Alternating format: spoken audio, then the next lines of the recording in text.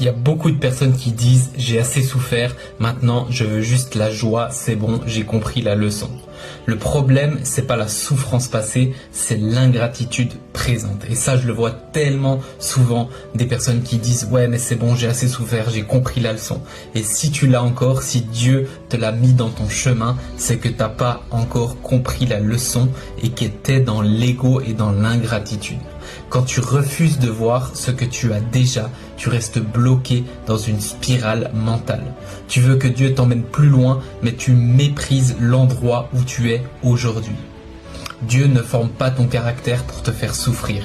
Il le forme pour que tu puisses porter ce que tu demandes. La gratitude, elle débloque tout. L'amertume, elle l'enferme. Donc tu dois bien comprendre aujourd'hui, si tu restes dans les mêmes schémas constamment, c'est que t'as pas assez de gratitude pour ce que tu as et tu vas continuer à les vivre jusqu'à que tu comprennes ça. Pour finir, le petit verset du jour, Luc 16, verset 10, celui qui est fidèle dans les petites choses l'est aussi dans les grandes.